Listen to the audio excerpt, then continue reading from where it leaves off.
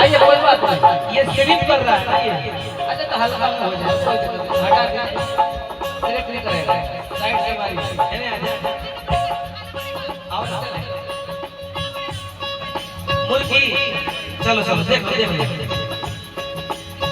लाली ने पल